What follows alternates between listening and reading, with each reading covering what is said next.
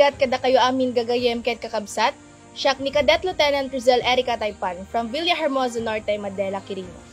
I am the Eco Company Community Affairs Development Officer and Academic Chancellor, rank 10, and a proud member of Sinaglawin Class of 2025.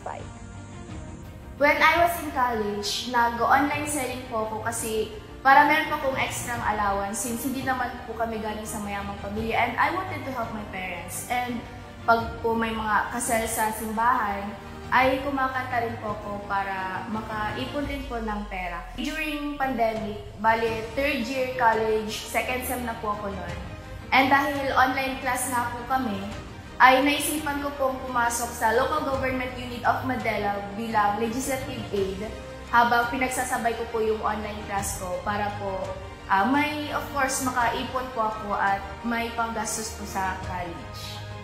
Actually, it was my sister na nag-introduce po sa akin ng Philippine National Police Academy. And she is a Police Non-Commissioned Officer and siya po ang nagpasok sa akin sa Police Regional Office 2 Project AYER or the Assistance to Youth with Exemplary Academic Grades for Cadetship Recruitment. Headed by, of course, our very own Police Major General Romaldo Baiting nung naka-assign pa po siya sa Police Regional Office 2. And naniniwala po talaga ako sa kasabihan na everything happens for a reason.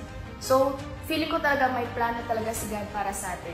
Kasi I myself personally face some struggles and problems inside the academy.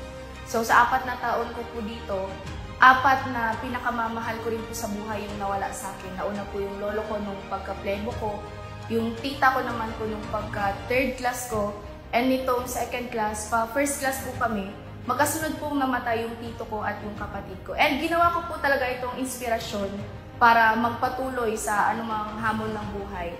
And I often pray to God na, Lord, Ikaw na ang bahala sa akin. Alam kong may mas maganda kang plano para sa akin at sa pamilya ko.